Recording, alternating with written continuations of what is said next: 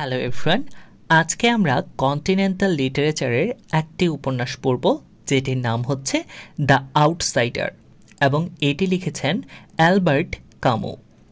তাহলে চলুন প্রথমে আমরা এই উপন্যাসটির ক্যারেক্টারগুলো সম্পর্কে জেনে নেই। মার্সো উপন্যাসের প্রধান চরিত্র এবং বর্ণনাকারী।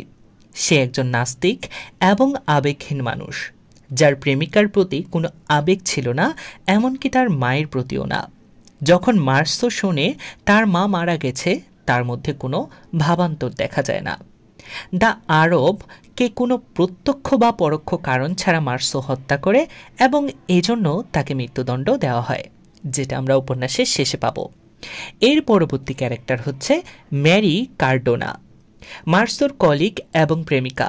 উপন্যাসের প্লটে দেখা যায় মার্সোর মায়ের মৃত্যুর পরের দিন সে তার প্রেমিকাকে নিয়ে সি বিচে ঘুরতে যায়। এরপরের ক্যারেক্টার হলো মেমান, মার্সোর মা, যিনি একটা ওল্ড হোম তথা বৃদ্ধাশ্রমে বসবাস করতেন এবং পরবর্তীতে সেখানেই মৃত্যুবরণ করেন। এরপরের ক্যারেক্টার হলো রেমন্ড সিনটেস, মার্সোর বন্ধু। তারা একই অ্যাপার্টমেন্টে থাকতো। এরপরের ক্যারেক্টার হলো ম্যাসন, রেমন্ড সিনটেন্সের বন্ধু। এরপরের ক্যারেক্টার হলো দ্য ডাইরেক্টর, ওল্ড হোম বা বৃদ্ধাশ্রমের পরিচালক।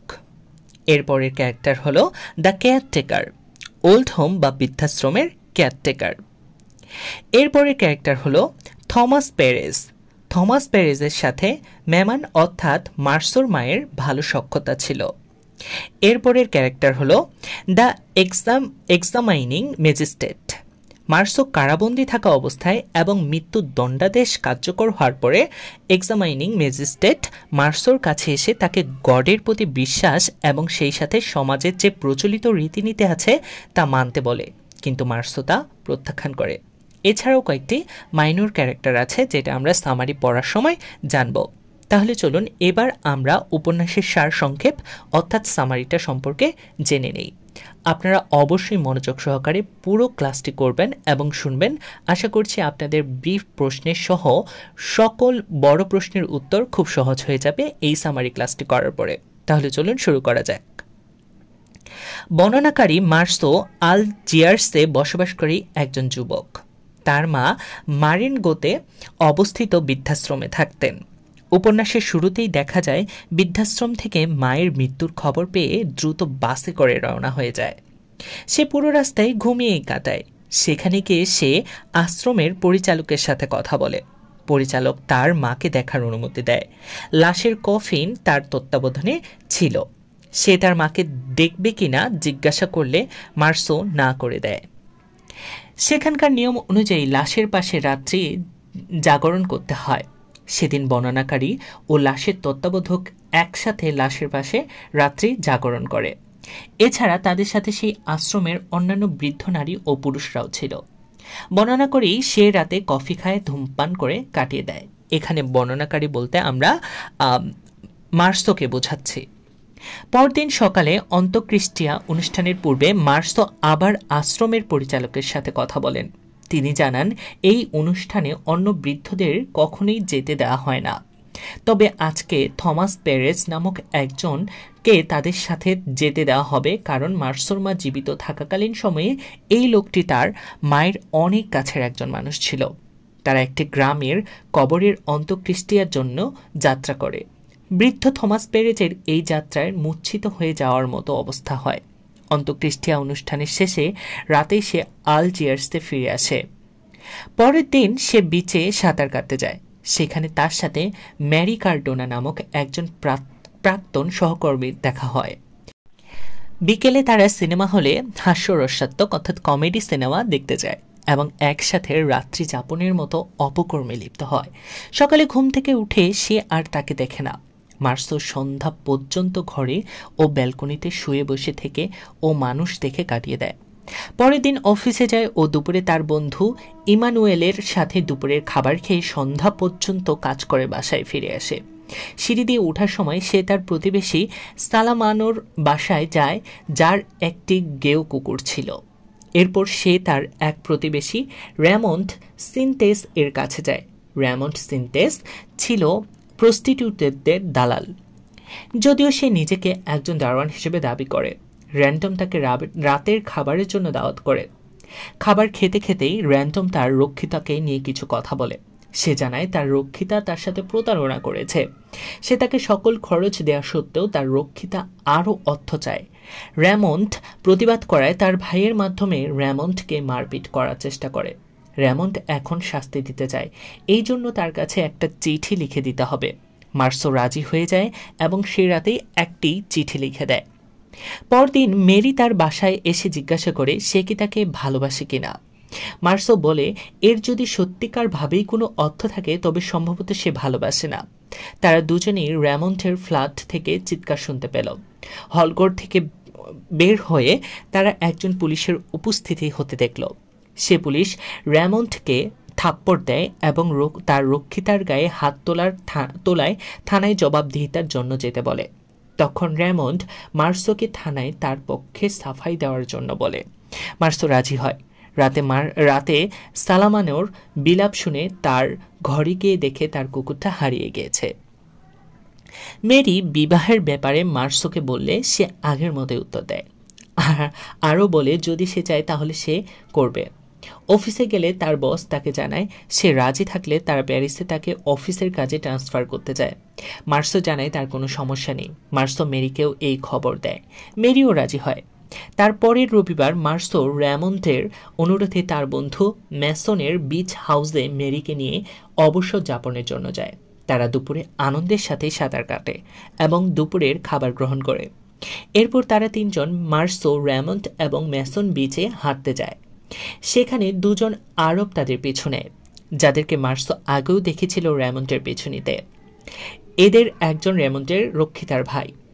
তার কাছে এসে র্যামন্ডকে ছুরি দ্বারা আঘাত করে। তারা বাসায় ফিরলে র্যামন্ড ক্ষত পরিষ্কার ও বাধাইয়ের পর দুইজন একসাথে আবার বের হয়।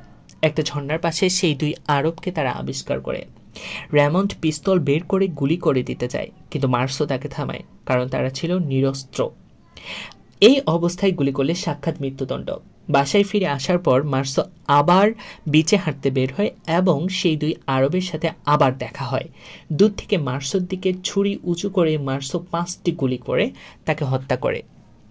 মানে দূর থেকে যখন ওই আরবগুলো ছুরি উঁচু করে দেখাচ্ছিল মার্সোকে, তখন সে আরবকে লক্ষ্য করে 5টি গুলি করে।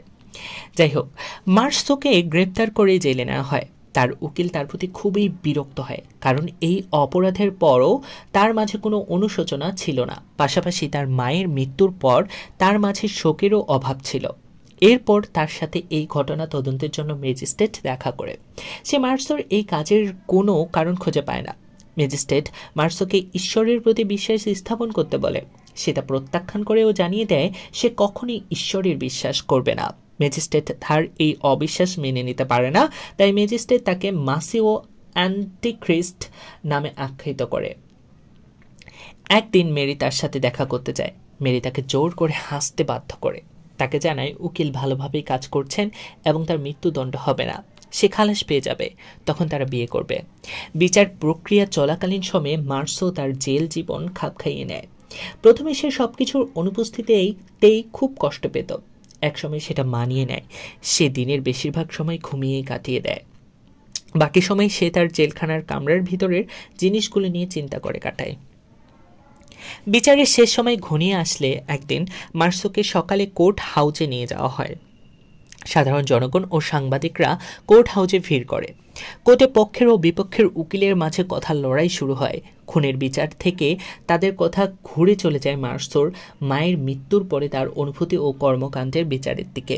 সেখানে উপস্থিত সবার সাক্ষ্য নেওয়া হয়। তারা সকলেই তার পক্ষে সাক্ষ্য দিলেও কাজ হয় না। সরকার পক্ষের উকিল জোরালোভাবে দাবি জানায় যে তার মায়ের মৃত্যুর পরের দিন রক্ষিতা নিয়ে হাসির সিনেমা দেখতে যাওয়া এবং একসাথে রাত কাটানোর মতো গর্হিত ঘটনা ঘটাতে পারে সে আসলে একজন দয়ামায়াহীন দানব ছাড়া আর কিছু না। তার মাঝে নৈতিকতার ন্যূনতম গুণ নেই। সে আসলে সমাজের জন্য খুবই ক্ষতিকর। বিচারকরা রাতে 8টায় তাকে তার অপরাধের জন্য শিরচ্ছেদের মাধ্যমে মৃত্যুদণ্ড দেয়। মার্সো তার জেলের কক্ষে ফিরে আসে এবং তার ভাগ্য নিয়ে চিন্তা করে। তার দুর্ভাগ্যকে মেনে নিতে খুব কষ্ট হয়। সে একটি সফল আপিল এর স্বপ্ন দেখে। তার সাথে দেখা করার জন্য সে রাজি হয় না, মানে যাজকের সাথে দেখা করার জন্য সে রাজি হয় না, যাজক এরপরে তার সাথে দেখা করতে চায়। একদিন সে জোর করে তার কক্ষে আসে। সে তার অবিশ্বাস ত্যাগ করে ঈশ্বরের উপর বিশ্বাস স্থাপন করতে বলে। ম্যাজিস্ট্রেট এর মতোই সেও অবাক হয়ে যায় যে মৃত্যুর পরের জীবন সম্পর্কে মার্সোর কোনো বিশ্বাসই নেই। দেখে মার্সো শীঘ্রই রেগে যায় এবং যাজককে ধরে চেঁচাতে থাকে। সে বলে মার্সোই সঠিক, কারণ সে এই অর্থহীন পৃথিবীর উপর বিশ্বাস স্থাপন করেছে। সে আরও বিশ্বাস করে পৃথিবীতে মানুষের উপস্থিতির কোনো অর্থ নেই। সে ভবিষ্যৎ নিয়ে সব ধরনের আশা ছেড়ে দিয়েছে। এটাই তাকে আনন্দ দেয়। সে তার ভাগ্যে যা আছে তার উপরেই নিজেকে ছেড়ে দিয়ে মৃত্যুর প্রতীক্ষা করছে। তবে নোট করার বিষয় হচ্ছে উপন্যাসটি মূলত জীবনের অর্থহীনতার দিকেই ইঙ্গিত প্রদান করে। মূলত নাস্তিকরা বিশ্বাস করে যে হচ্ছে মৃত্যুর পরে আসলে কিছুই নেই, এই জীবনেই সব কিছু। আর অ্যালবার্ট কামু একজন নাস্তিক ছিলেন। পরবর্তীতে মৃত্যুর আগে গডের প্রতি বিশ্বাস আনেন। তার সমাধি ফলকে তার আত্মীয় স্বজনরা রেস্ট ইন পিস লিখে দেয়। তো এটাই ছিল আজকের উপন্যাসটির সামারি, দ্য আউটসাইডার।